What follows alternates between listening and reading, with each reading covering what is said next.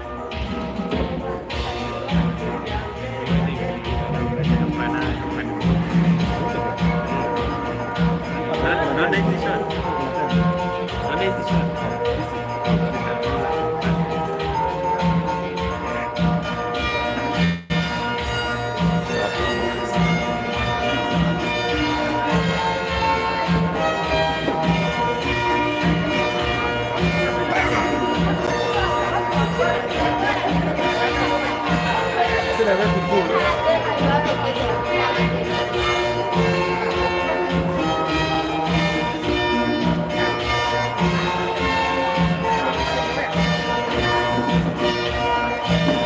Haya kidogo.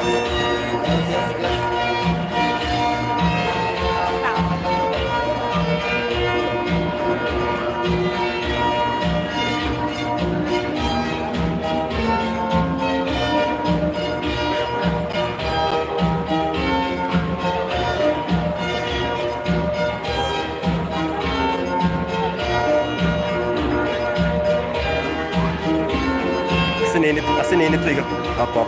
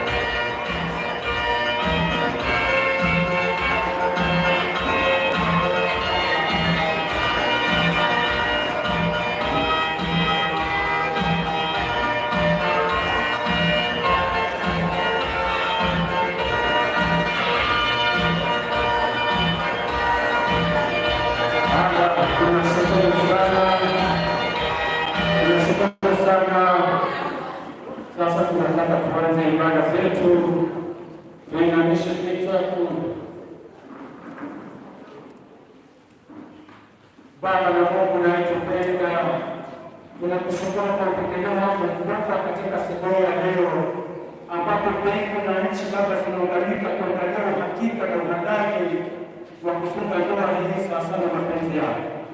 Tunakabidhi sherehe hii mikononi mwako, tunakabidhi mabwana na bibi harusi mikononi mwako, tunakabidhi wazazi wao mikononi mwako na jamii zao zote, ili ziweze kulitukuza jina lako. Tunaomba Roho wako aweze kuwa pamoja nasi mwanzo mpaka mwisho, kwa jina la Yesu Kristo Bwana wetu. Amen. Naweza kuketi.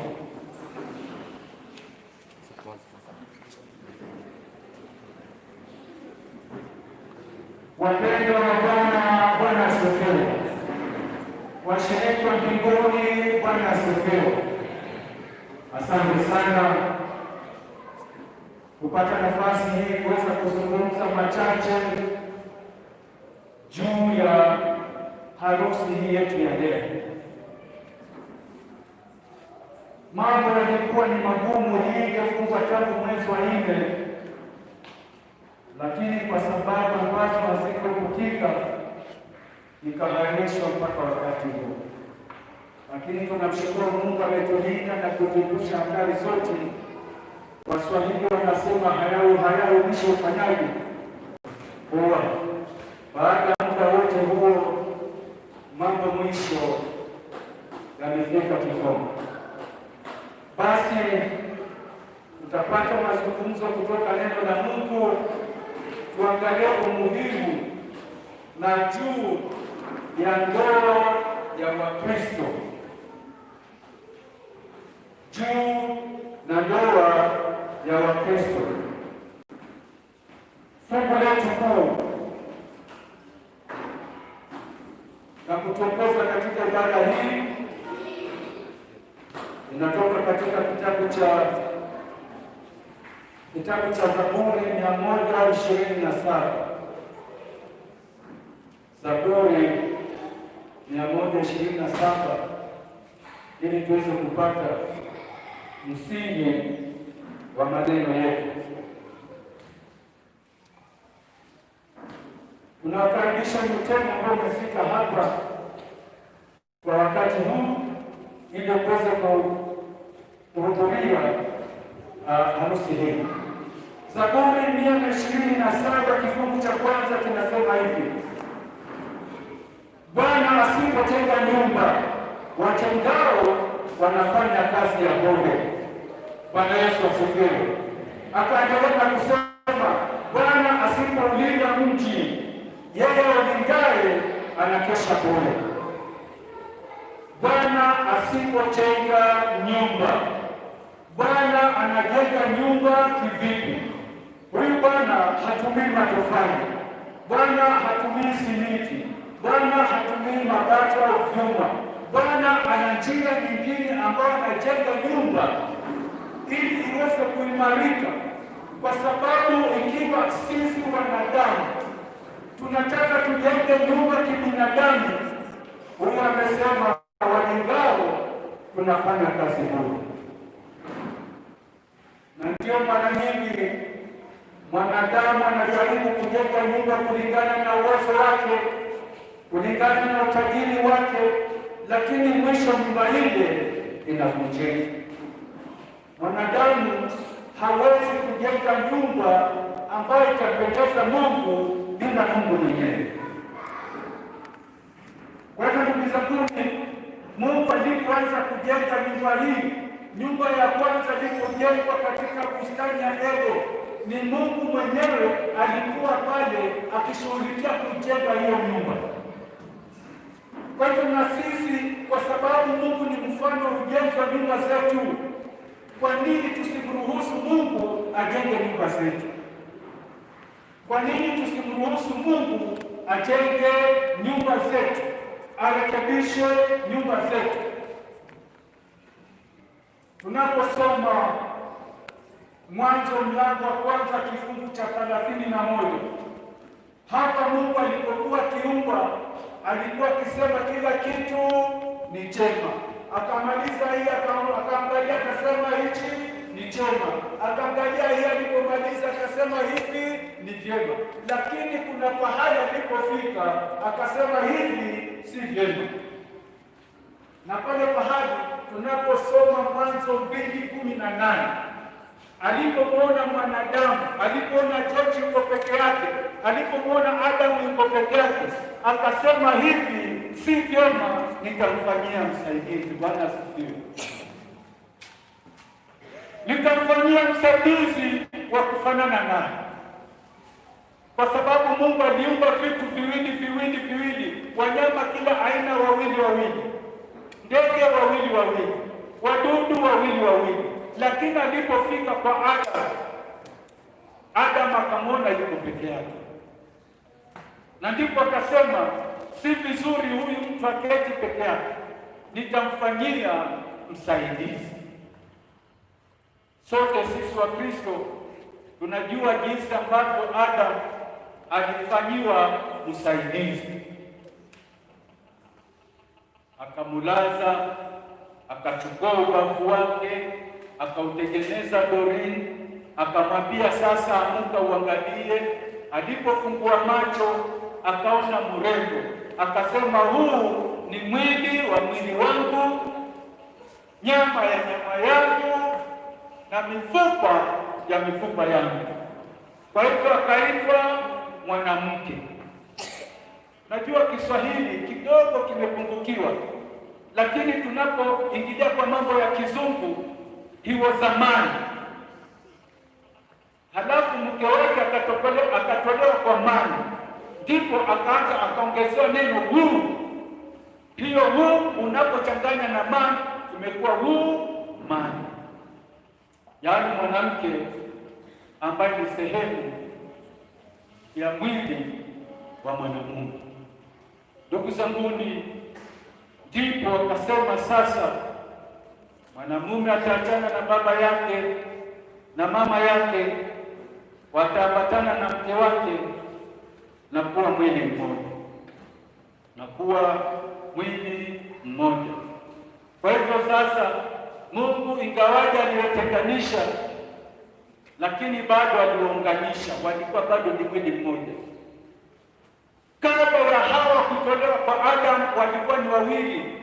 Hawa alikuwa ndani ya Adamu, ndipo Mungu akafanya operation akatoa, na sasa ingawaje ni wawili kando, lakini mwili ni ule mmoja.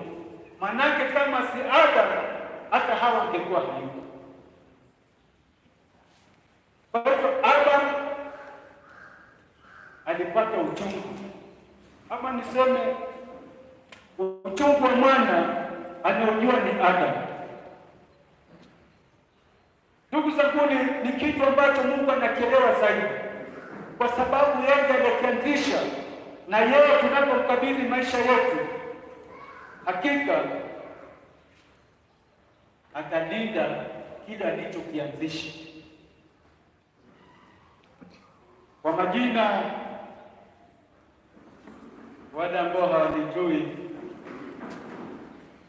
naitwa Mchungaji Akilimali kutoka sehemu za Mombasa. Ndio mnasikia hichi Kiswahili changu kidogo kinaenda haraka. Tuangalie Waefeso mlango wa 5 kuanzia kifungu cha 31 mpaka 32. Tunaambiwa, enyi waume wapendeni wake zenu kama Kristo alivyolipenda kanisa, akatoa kwa ajili ya kanisa lake, akalilipia gharama ya damu yake. Kwa hivyo kanisa limelipiwa mahari kupitia kwa damu ya Yesu Kristo. Ndipo anatufananisha, ewe mwanamume umpende mke wako kama unavyojipenda mwenyewe. Huwezi kujiumiza, huwezi kujichukia, huwezi, yaani kile kitu ambacho nataka kukifanyia ni mwili wako, sehemu ya mwili wako ni mke wako. Lakini upendo wa namna hii siku hizi unaenda ukiishi. Mwanamume kumpenda mkewe kama nafsi yake ni wachache sana, unasikia wanapendana hivi. Mwanamke kumtii mume wake ni wachache sana siku hizi kila mtu ni mtu, kwa sababu sijui ni pesa, sijui ni digital ama sijui ni nini, na ndio unaona nyumba nyingi zinaenda zikibomoka kwa sababu ya kukosa upendo wa mume kumpenda mke vile alivyo.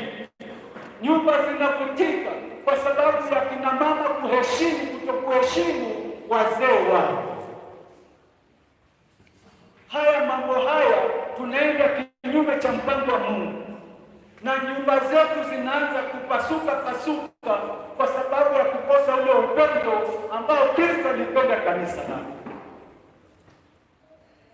Kina baba wenzangu, tungekuwa tukiomba Mungu, nipe upendo, nimpende mke wangu kama ninavyojipenda mwenyewe. Upendo huu unaenda wapi? Upendo wa mke wako unaenda wapi? Upendo mume wako, ndugu yangu, na upeleka wapi?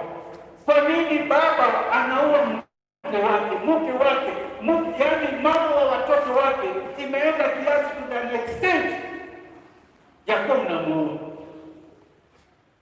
Upendo uko wapi? Upendo uko wapi kina mama kwa waume zenu? Inakuwa sasa mke anashika kisu na yeye analipiza kisasi.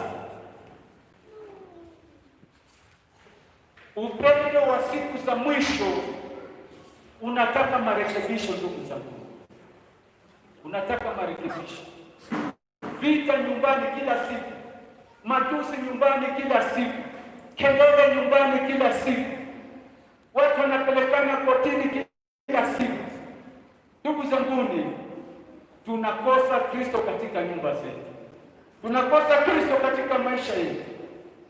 Tunapoangalia Mithali mlango wa 18 na kifungu cha 22 inasema hivi: apataye mke mwema anapata kitu chema. Bwana asifiwe.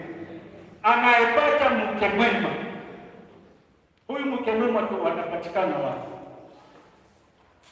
Anayepata mke mwema anapata kitu chema. Nyumbani kuna amani, nyumbani kuna heshima, nyumbani kuna maelewano, nyumbani kuna masikilizano, nyumbani kuna kusameheana. Nyumbani, mke wangu akinikosea, tafadhali, nimekosa, unisamehe. Na mimi nikimkosea, tafadhali, nimekukosea, unisamehe. Hakuna aliye zaidi ya mwingine. Asili ya Mungu kutoa ubavu hapa katika Adamu, alikutoa katikati karibu na roho yake. Hakutoa miguuni ili ufanye Gor Mahia na Shabani, hapana. Wala hakutoa mfupa kichwani ili mwili ajiinue kushinda wengine. Alitoa katikati. Kwa hivyo sote tuwe sawa, ndugu zanguni, sote tuwe sawa. Nyumba ikitawaliwa na upendo huu tunaozungumza, ndugu zanguni, itakuwa nyumba ya amani. Nyumba ikitawaliwa na upendo wa Yesu Kristo, ndugu zanguni, itakuwa ni nyumba ya maelewano, nyumba ya kusameheana. Zaidi ya yote, tunaposoma Mithali 19:14 tunasema hivi: nyumba na mali tunapata urithi kutoka kwa baba zetu na mama zetu. Baba amenunua shamba, ananiridhisha. Baba na nyumba, ananiridhisha. Lakini mke mwenye busara hupewa na Bwana. Bwana asifiwe. Tunapewa wake wenye busara na Bwana ikiwa tutamshirikisha huyu Bwana katika shughuli zetu za kujenga nyumba, ikiwa tutamshirikisha huyu Mungu katika shughuli zetu za kujenga nyumba. Wapendwa, pana mfano wa ndoa ya Isaac. Nitatoa mifano miwili ya hizi ndoa, halafu nyinyi wenyewe mtajua siku hizi zetu kule mbele tunakoenda, vijana wetu kule mbele wanakoenda. Isaac alipokuwa mtu mkubwa, baba yake Ibrahim wakaketi wakazungumza kwa mpango wa ndoa, mtoto na baba na wazazi, kitu cha maana sana. Ndipo Abraham akasema, mwanangu, naona sasa umekuwa mtu mkubwa, ninataka upate mke, lakini anayetoa mke mwema ni Mungu. Ndipo baada ya maombi akaita mfanyikazi wake Eleazari, akamwambia, tafadhali ninakuomba, kama vile Mungu anavyotuonya, ninakuomba usimchukulie mke katikati ya mataifa, enda mpaka nyumbani kwetu ukamchukulie mke. Kwa nini? Kulikuwa kuna sababu kubwa ya kutafuta wake. Huu ni ushauri wa kwanza. Ikiwa tunataka tuweze kupata nyumba ya Mungu, ni lazima tufuate ushauri wake. Ni lazima tufuate ushauri wake. Ndipo yule Eleazari baada ya maombi akaenda akafika pale kwenye kijito hapo kisima, akapiga magoti, akaomba Mungu. Sitasoma kwa sababu wakati unaenda, lakini sisi kama Wasabato, wengi wa Sabato, hizi ni Bible story ambazo tunalala tukiamka tukiziota nazo. Basi alipofika kwenye kisima akapiga magoti, akaomba, akamwambia Mungu, mimi sijui kuchagua wala tunajua kuchagua mke, nataka unionyeshe yule msichana mrembo ambaye nitamwambia nipe maji ninywe, halafu aseme nitarudisha mpaka ngamia zako. Mungu, wewe huyo ndio ule kumchagua. Bwana asifiwe. Mungu ndio anachagua. Ndipo msichana akaja akamwambia nipatie maji, akapatia yote, akapatia mpaka ngamia, na ilikuwa ni kazi kubwa. Unajua ngamia na kuna maji kiasi gani? Na hawa walikuwa si ngamia 5 ama 6. Basi alipoona akajua kweli Mungu amenijibu. Ndipo akaenda kwao, akazungumza na wazazi wao, akakubaliana. Msichana akaitwa, akaambiwa, je, umesikia hadithi hii? Wewe umemleta huyu, uko tayari? Akasema, ikiwa ni ya Bwana, mimi niko tayari. Kitu cha miujiza ni hicho ambacho hakiwezi kufanyika siku hizi. Huyu msichana alikubali mvulana hata hajamuona. Sijui wasichana ngapi nije nikwambie kuna mvulana anakupenda useme hata mimi nampenda nioe. Impossible. Lakini kwa sababu ya njia ya maombi, huyu msichana alikubali mvulana ambaye hajamuona, hajamsikia, hamjui ni kiwete, hajui ni kipofu, lakini kwa sababu ya maombi, hatuombi mkate tukapewa mawe. Hatuombi mkate tukapewa mawe. Uombi mvulana mzuri ukapewa mbaya, ama uombe mke mzuri Mungu akurudishie makobo. Hakuna hiyo. Kwa hivyo Mungu alishirikishwa na msichana, akafunganya baada ya kulipa mahari. Baada siku hizo wavulana wetu wanataka mahari iondolewe, wanasema mahari. Hawa zamani walilipa, Kwa hivyo msichana akapewa mchakazi, akaanza safari, anaenda kwa mvulana ambaye hamjui ana kazi gani, ambaye hamjui anaishi kivipi, ambaye hamjui ni mrefu ama ni mfupi. Ndio tunajua maisha yetu yaenende kwa imani, sio kwa kuona. Siku hizi ni mpaka nimuone msichana niketi na siku 2 3, wazungu wanasema you cannot buy a shoes without testing. Mpaka ninunue kiatu nisikie nijaribu kama kinafaa hakifai, ineboti. Lakini huyu alienda, hakuna kiatu sijui nini, alienda. Na alipofika karibu, akaona mvulana, akauliza yule ni nani? Akaambia basi yule ndio mvulana wako yule. Walipofika nyumbani, ndugu zanguni, alikaribishwa vizuri. Kwa sababu gani? Kwa sababu Bwana ajenga nyumba, na Bwana asipojenga nyumba, ndio nasikia matalaka kila siku, talaka za kila siku.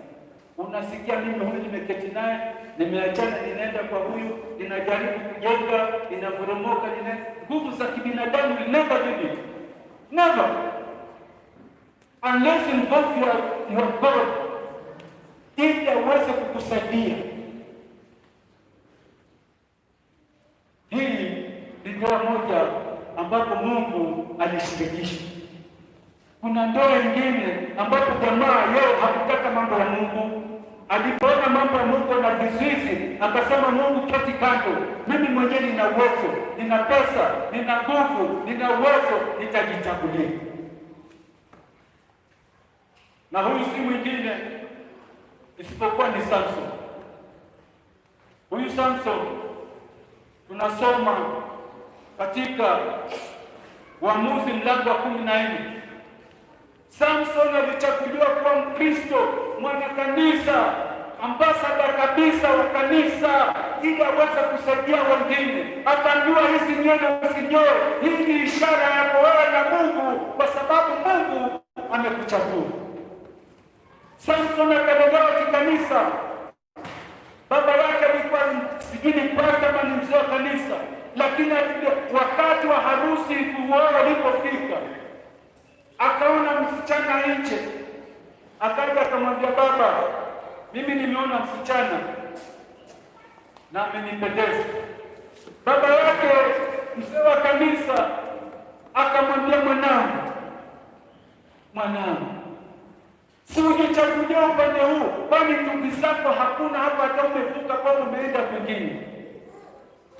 Kitu alichomjibu baba yake, alisema, baba, wewe hujui, yule msichana nikimuona vile anavyoenda ananipendeza sana, ananipendeza sana. Haya macho mara nyingine yanadanganya. Unaona msichana labda amevaa nguo za siku hizi, unapendezwa tayari, unasema huyu nataka mke wangu. Unaona msichana amevaa gongi, unapendezwa, unasema huyu nataka mke wangu. Unaona msichana amevaa matiti ya fawasi, unasema matiti yale mpaka yawe ya mke wangu. Unaona, kwa sababu ya macho. Unaona msichana anaenda kuangalia nyumba, unasema huyu afaa mke wangu, kwa sababu ya tamaa za macho. Unaona mvulana ana gari, unasema huyu lazima awe mume wangu, macho. Hapo sasa tunaongozwa na macho, hatuongozwi na roho wa Mungu. Tunaongozwa na tamaa za mwili, hatuongozwi na roho wa Mungu. Ndugu zangu, babake alipomwambia usioe huyo, yeye akaachana naye, akaacha ya kanisa, akatoka, akaenda akaoa huyo msichana. Akajaribu kujenga nyumba kwa nguvu sana, lakini haikuwa. Yule msichana, ndoa ya kwanza ikavunjika. Ndoa ya kwanza ilivunjika kwa sababu alijaribu kuijenga kwa nguvu sana. Alijaribu kujenga kwa tamaa zake, akipiga picha huko mbeleni, nikitembea na huyu hata watu watakuwa wakiniangalia, lakini alipochukua, mwisho ilivunjika. Samson hakurudi nyuma, akaenda Gaza, sehemu nyingine, akaona mrembo mzuri, akaingia huko ndani, akajioza mwenyewe. Zile ndoa za siku hizi, badala ya kumuuliza baba, anajua nikimuuliza baba, kazi ya baba ni sitaki, baba na kanisa lako bakia, pasta na kanisa lako, washiriki wa baraza na kanisa lako, wazee wa kanisa, sasa ninajiamulia mwenyewe. Akaenda Gaza, akaingia nyumbani akajioza mwenyewe, nyumba ikazungukwa, watu wanataka kumua. Hasara ya kujioza wenyewe ni kuelekea, ni kama vile ng'ombe anakimbilia kichinjioni, ni kama vile ng'ombe anakimbilia kichinjioni.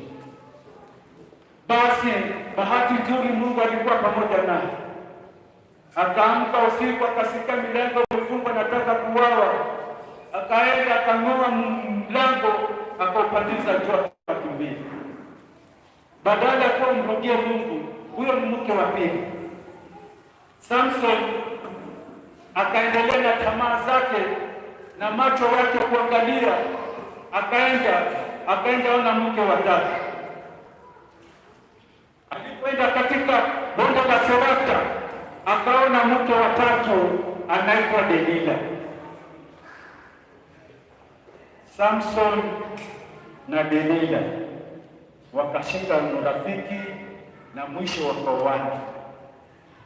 Lakini huyu Delila alikuwa na lengo la kummaliza huyu. Delila kila kijaribu Samson na nguvu, akamwambia nguvu zako zinatoka wapi? Wewe kama amekaja, ni lazima uniambie hizi nguvu zako zinatoka wapi? Alijaribu kumdanganya, lakini mwisho ilibidi atoboe siri. Aliweka mahali ambapo hangeweza kukimbia bila kutoa hiyo siri, na akasema, unaona, mimi nina ishara za nywele zangu zimetolewa tangu nizaliwe. Nenda aita watu wakamnyoa, na hapo ndipo ulipokuwa mwisho wa nguvu za Samson. Wapendwa wa Bwana, wale Bwana mtumikia Bwana, sisi na sisi tumepewa ishara, tumepewa alama, tumepewa muhuri ya kuwa sisi tunao Mungu. Wapendwa wa Bwana, lakini kwa sababu ya tamaa za kimwili, kwa sababu ya tamaa za macho, kwa sababu ya tamaa za kidunia, tumefunga muhuri wa Mungu na kwenda katika hali ya ulimwengu. Samsoni baada ya kupendwa na Mungu wote, aliingia kichinjoni mzima, na yale macho alikuwa akipenda sana ya Samsoni yalitobolewa. Ndugu zangu wapendwa, sisi Waadventista wa Sabato tuna macho mawili, macho ya kawaida na macho ya wapi? Ya kiroho. Tunapokutuzana na dunia, shetani anapofusha macho ya kiroho, na mwisho tunaingia pahali ambapo hatutatoka. Sisi wapendwa wa Sabato tumepewa sheria za Mungu kuwa kama kiongozi wake wa maisha yake. Yesu anasema, mkinipenda mtazishika sheria zangu. Lakini kwa sababu ya tamaa za dunia, tumesukuma sheria za Mungu kando. Tunaona sasa tuende kidunia, na dunia hii inapita. Hivyo nakushauri wapendwa, tusipende dunia, tusipende dunia hii na mambo yake. Kila kilichomo duniani, tamaa za mwili, tamaa za macho, kiburi cha maisha, vinatoka katika dunia, na hii dunia inapita, bali wale wafanyao mapenzi ya Bwana wataishi hata milele. Bwana asifiwe. Ni lazima tuenende kulingana na mapenzi ya Bwana. Dunia hii imefika kiwango ambacho bila mkono wa Mungu inazama, imechokana na kubeba watu wenye dhambi. Ndio dunia hii inaanza kupunguza watu, magonjwa yasiyokuwa na dawa, maajali, mitetemeko, mafuriko ya maji, nyumba na miji mizima inafagiliwa, kwa sababu dunia inasema nimechoka kubeba wenye dhambi. Ndugu zangu, ni lazima tuenende sawa sana mapenzi ya Mungu. Ninapoendelea Yeremia 17:9 inasema, huu moyo ni mdanganyifu na una ugonjwa wa kufisha. Yaani huu moyo Unaweza kuona kitu kakwambia ni sawa, kumbe si sawa. Huu moyo, mawazo, mafikari, dhamiri, nia, hisia zinapotutawala tunafikiri huyu basi. Ndugu zanguni, wakati fulani tulipokuwa kanisani tulipitia tukawa tuna kijana mmoja anataka kuoa, tunashauriwa, halafu akaona msichana nje, wakashirikiana kuwa ni marafiki. Huyu msichana walipendana, halafu wakati fulani tukazungumza jinsi ya kuchagua wachumba, lakini akasema vile mnavyomwona, vile mnavyonipendeza, kanisa ngojeni ni mwoe, halafu tuje tubatizwe. Basi huyu msichana wakaona, siku ya Sabato jioni tumetoka tumeisha kuimba kwaya, akasema wacha tuzime hii taa. Yule msichana akamshika akamwambia, hapana, wacha nizime mimi. Bwana Yesu asifiwe. Hii dunia ni dunia. Akasema wacha nizime mimi. Sasa akaketi pale kitandani, yule msichana akanyosha mguu, ule mguu ukaenda, kitanda kikapa, switch ikapanda kwenye spika. Alipoangalia kule ng'ambo, mguu unapata za moto, ukashika ile switch, ukazima. Kama niombe fanya nini? Mwambeni kutoka hapa mpaka kule, halafu zile switch, halafu mko gizani na amekushika uondoki, simendoka mwenyewe. Vijana wenzangu, Yuda alitetemeka, masikini, mwisho alifariki. Akitaka kusema niache, anaambia wewe umenileta, sikuachi. Umeniletea kwa nini? Kwa nini umenileta huku? Alikataa ushauri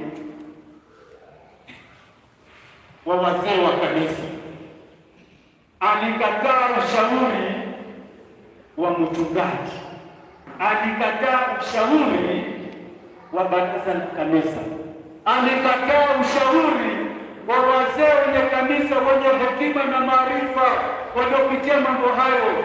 Alikataa ushauri wa Mungu, na mwisho Mungu akamwachilia, akasema basi, too much is too much.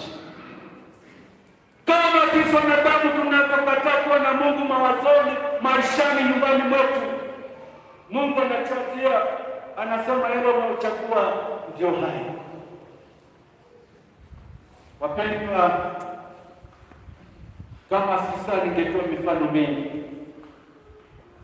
lakini kwa sababu ya muda, mwenye sikio aambie sikio. Sasa basi, nataka tuingie katika kipindi chetu muhimu ili tuweze kuhamasisha jambo hili,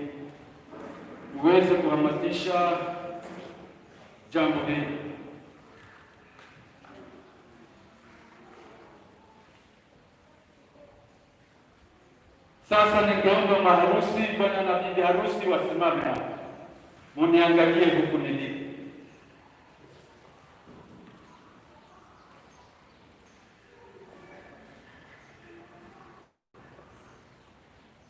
Asante sana. Haya mama, mnaridhika kabisa. Nakuwa mrembo, si mnamwona?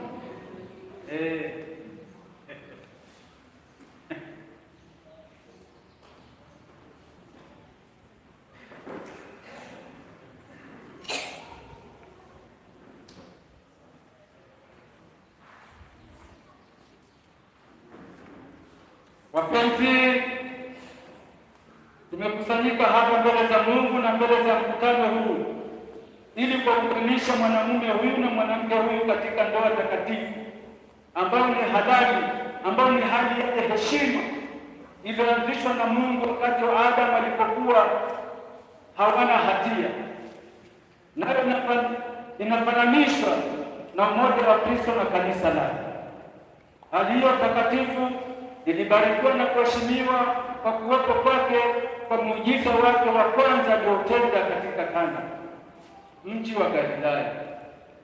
Na hali hiyo ya ndoa imesifiwa zaidi kwetu na Mtume Paulo akisema ya kwamba yastahili heshima yote na imekusudiwa kufanya umoja zaidi na Bwana. Kwa hiyo isiingiliwe wala kuingiwa bila kufaa, wala kwa haraka wala kwa uzinifu, bali kwa heshima na kwa kumcha Mungu, na ifikirie ya kwamba ndoa kwa Mungu, ndoa iliyotoka kwa Mungu, kwa kusaidiana na kufarijiana kadiri mahitaji ya kila mmoja katika siku za kufanikiwa na katika siku za taabu. Katika hali ya takatifu, watu hawa walio hapa wamekuja wapate kuunganishwa sasa kwa kumcha Mungu ili wakae pamoja siku zote bila kutengana, siku zote bila kutengana, siku zote bila kutengana. Kwa ajili ya hiyo, mtu wote akiweza kuonyesha sababu ya haki ili wasiunganishwe halali kwa ndoa, aseme sasa ama sifu anyamaze milele. Kuna mtu yoyote ana jambo juu ya msichana wangu huyu?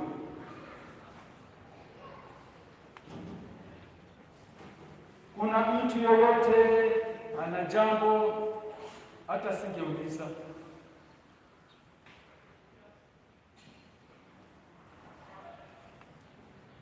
Na waagiza ninyi wote wawili mjibu sasa jinsi mtakavyojibu katika siku ya hukumu, ambapo siri zote za mioyo zitafunuliwa. Ikiwa mojawapo kwenu anajua sababu yoyote au kizuizi chochote asiunganishwe halali kwa ndoa, basi aseme sasa hivi.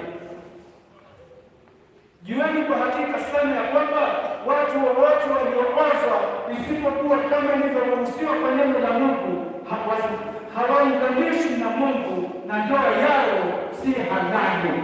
Unajua, tunaweza kuunganisha hapa na mara nyingi sisi tunaunganisha hapa, lakini Mungu haiunganishi. You know that. Manake Mungu anaangalia, anajua hii this is not a drama. Kila mtu anajua. Sasa mimi wawili, ndugu John, una sababu yoyote usiunganishe wewe msichana? Dada,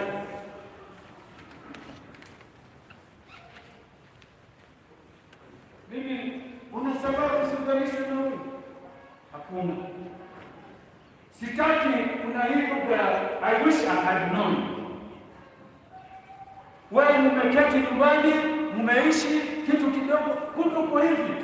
Ninajuta kama ningalijua, hiyo kama ningalijua sasa kabla huja hapa. Ama si ndivyo wazee zangu? Nyumba na keti, kumbe kwa hivi kama ningalijua hata singekuoa. Kumbe huko hasira yako hivi kama ningalijua, jua hivi sasa. Manake nikifunga na mimi nafunga kwa mibaraka na ninafunga unless otherwise.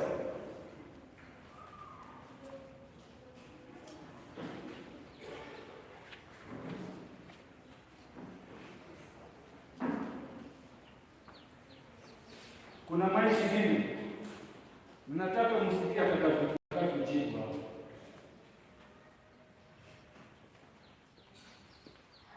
Asante sana. Simamizi amechoka hata nimeleta na nyosha mkuu.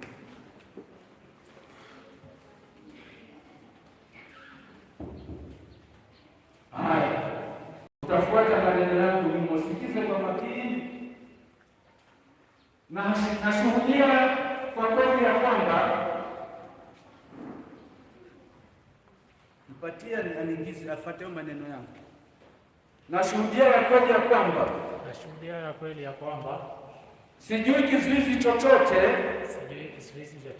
ili mimi taje majina yako, ili mimi George Buraya Mururi nisiunganishwe kwa ndoa na Doreen Kerubo Oyori.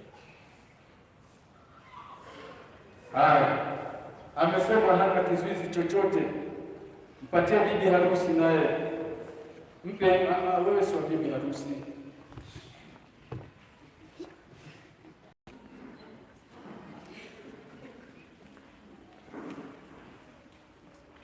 Mama nashika na mkono kulia, hivyo vingine nikapitia.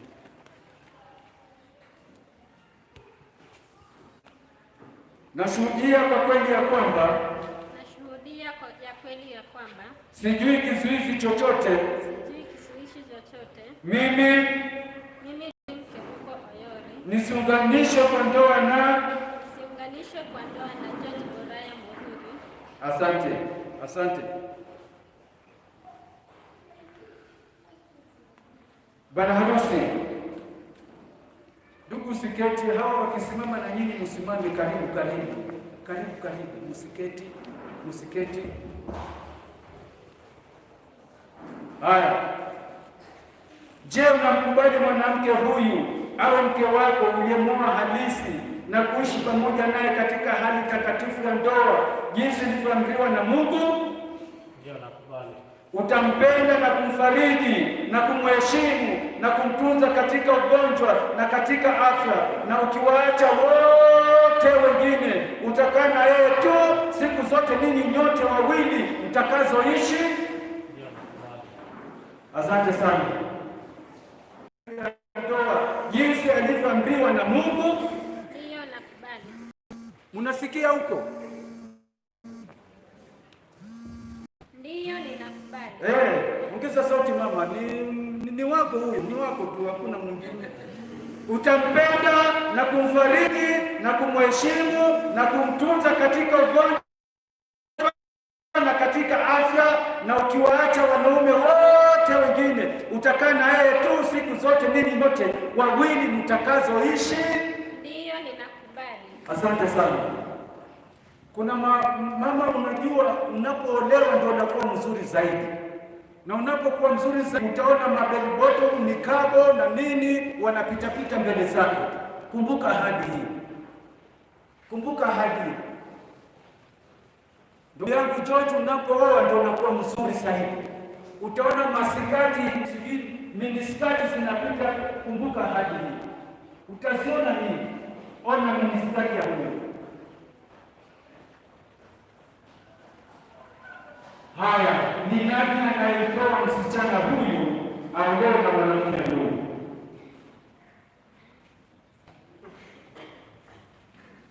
Asante sana baba ya msichana, ninashukuru sana.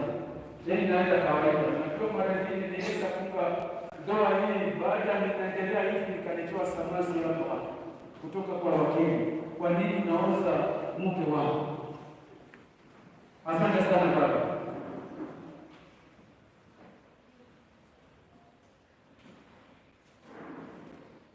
Sasa tunaenda uweze kufuata maneno haya. Bwana harusi, shika mkono wa huyu bibi harusi.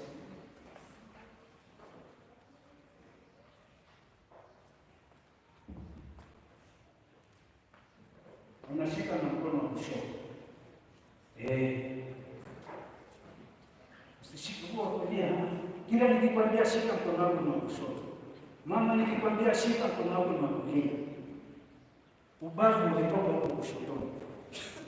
Na wasihi watu hapa ndogo hapa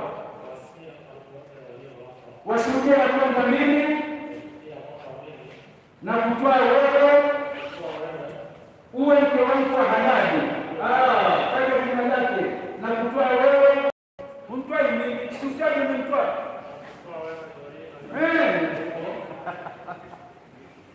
uwe mke wangu wa halali kwa ndoa, nawe kwa kuambatana nawe tangu sasa na hata siku zote,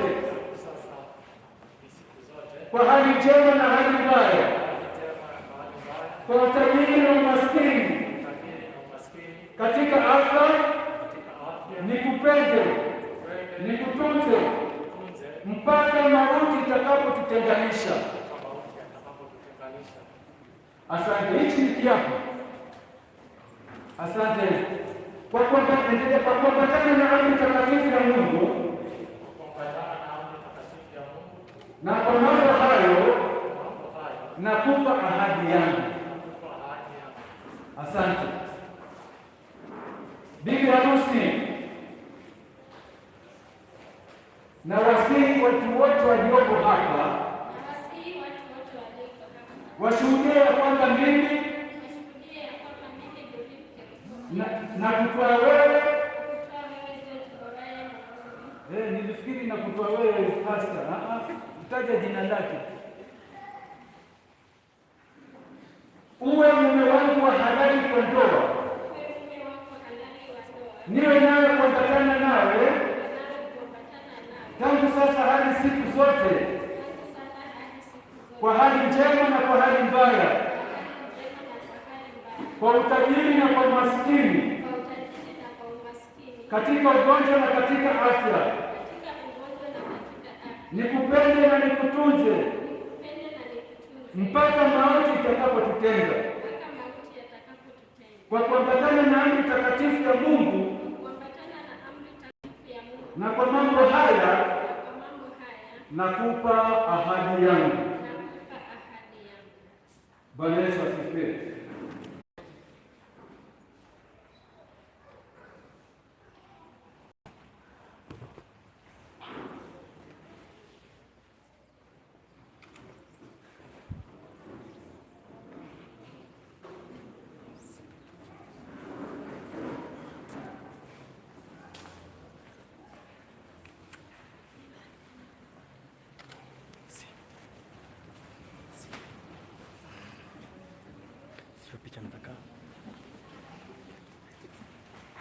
Sio picha nataka.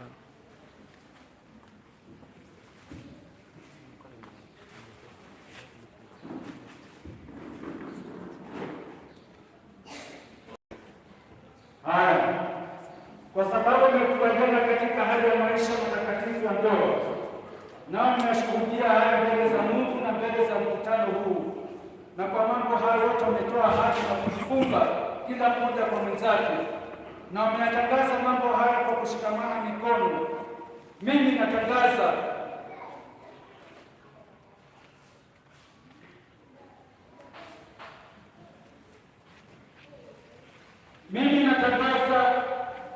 kwa mamlaka ya Mungu na sheria ya nchi ya kwamba sasa wamekuwa mume na Mungu. Kwa jina la Baba na Mwana na la Roho Mtakatifu.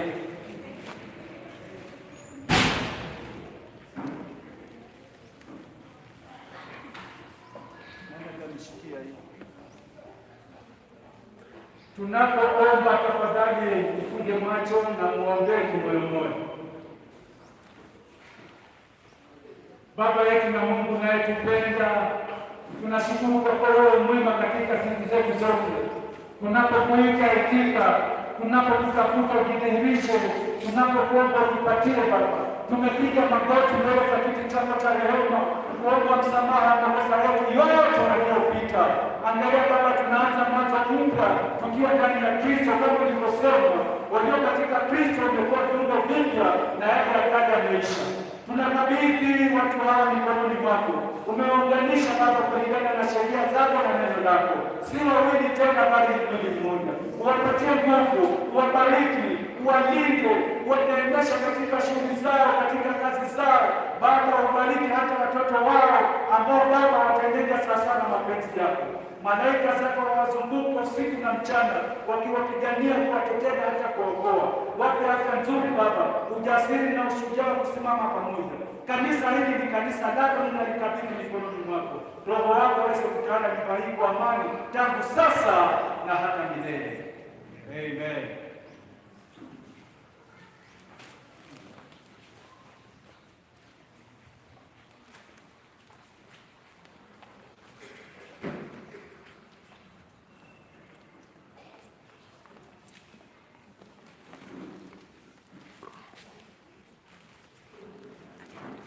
Bwana awabarikie na kuwalinda. Bwana awabarikie na kuwalinda. Bwana awaongoze nuru za uso wake na kuwafadhili. Bwana ainulie uso wake na kuwapa amani tangu sasa na hata milele. Mama, sasa shika bwanako vizuri.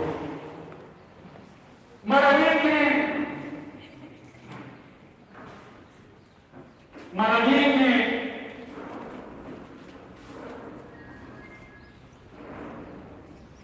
hapa pana cheti cha serikali cha kuadhirisha hawa watu sasa wameuawa. Labda hapa nyuma walikuwa maskoka, lakini sasa umepata vyeti na nini wengine unaangalia hapa ni maskoka nini. Hakuna hicho cheti. Unajua skoka unalima shamba tu unapanda miti yako, lakini mwenye ardhi atakuja kufukuza. Si upate cheti ili mimea na vitu vyote vya kwako.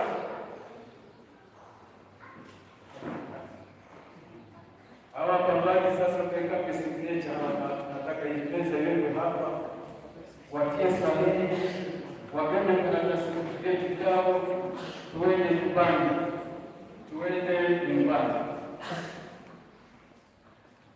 Meza sasa, nyinyi ketini kule, ketini hapa, ketini hapa. Asante sana na nyinyi paketi hapa. Sasa kabla mjatia hii sahihi, unajua baba yetu Yakobo alioza. Alipooza ule mtu alikuwa amefunikwa, yeye akachukua tu kafikiri yeye akaenda naye. Alipofika nyumbani, alipofungua uso, sio huyu. Hebu fungua uso, sio kama kendi chetu ambayo tutapatia maskofu. Mfungua uso, ni yeye ambaye najieta 10 minutes sio. Umemfungua mbio vibaya. Harusi ndio. Amina ndio. Asante sana. Hata mimi namuona ndio. Awe toa maski.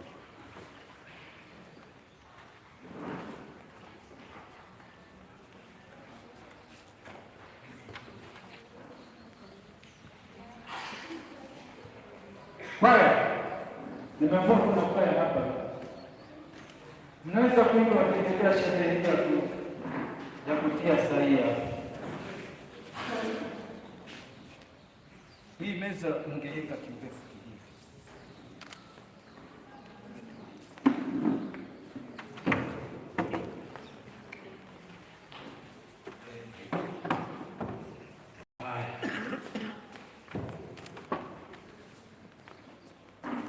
Bwana harusi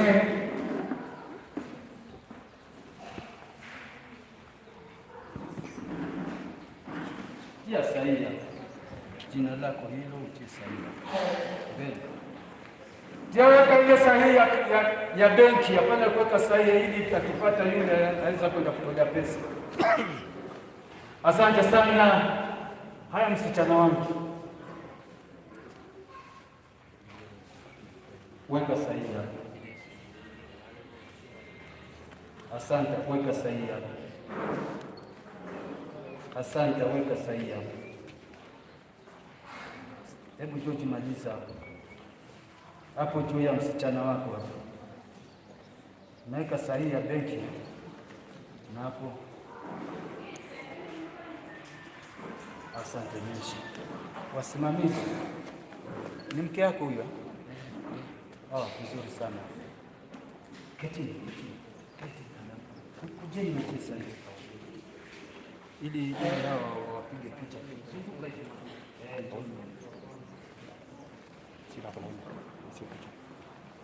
Hapo kwenye kina yako, hapo kwenye kina yako, hapo kwenye kina yako. Sasa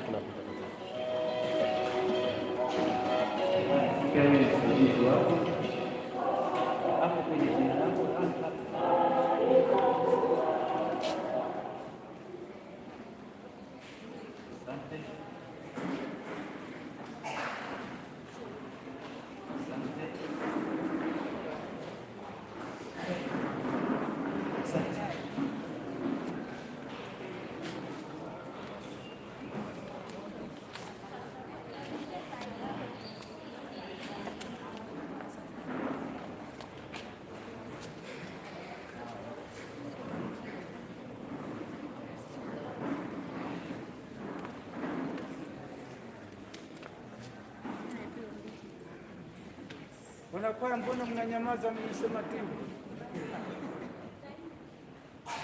Mnajua mimi ni mtu wa masaa.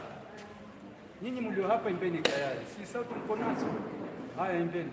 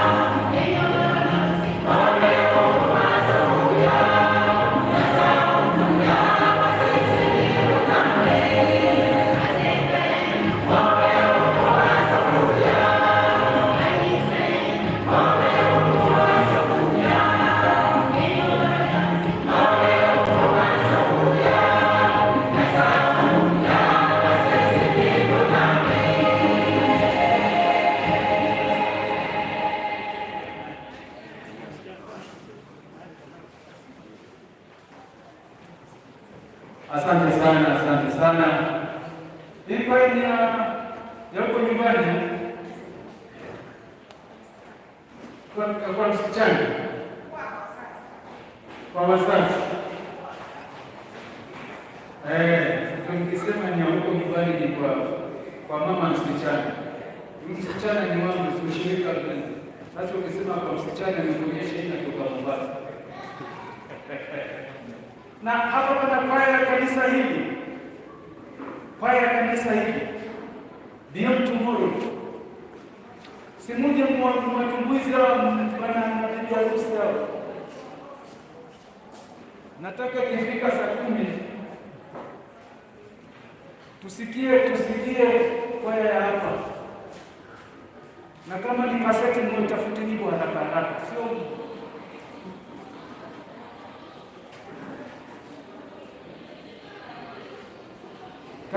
karibuni. Asante akina mama, karibuni. Wavulana na wasichana siku hizi sijui kwa nini hawataki kuimba kwaya. Wale wataenda kule wasemee tena miguu ya kombe hapo.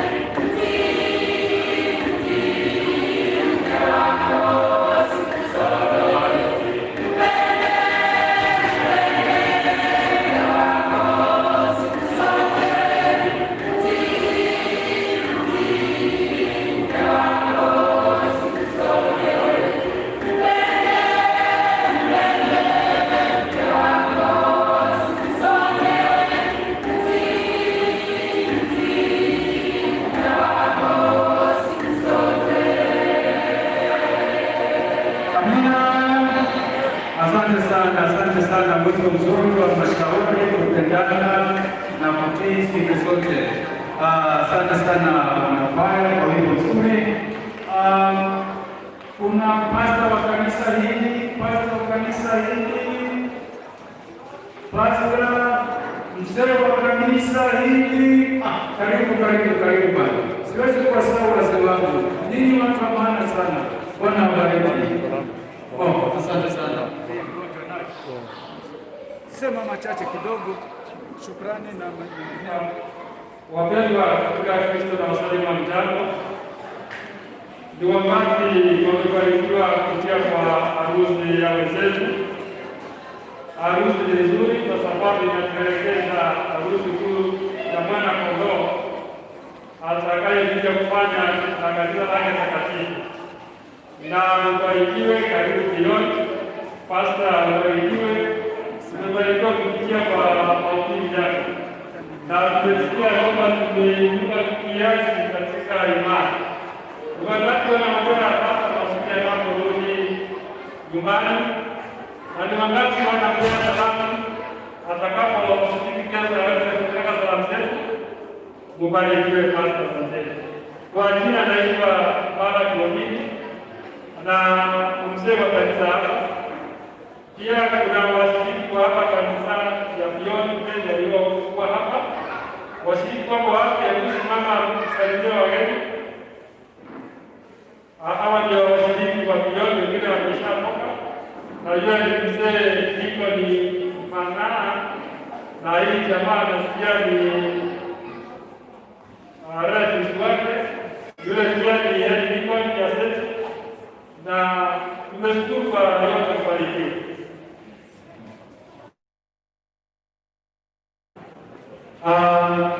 Sasa ni wakati wa kukabidhi vyeti vyao, na wale walio na zawadi, wale ambao wako na zawadi, usichelewe, kuna dakika tu tano. Kama una zawadi shikilia, alafu nikimaliza kuwapatia itakuwa mkuwaletea. Kama una zawadi, bahasha vile tunapenda. Haya, sasa nafikiri mtasimama.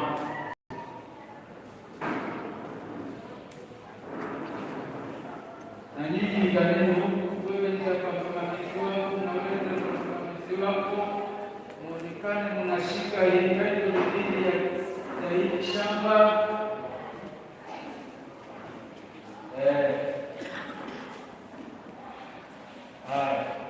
Sote tunashika hii.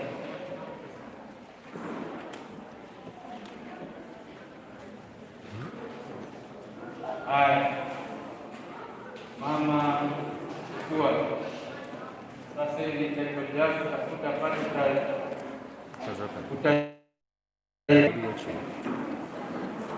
tafuta pale ukahifadhi, uhifadhi hiyo. Alafu wale wenye zawadi, kuna mtu mwenye zawadi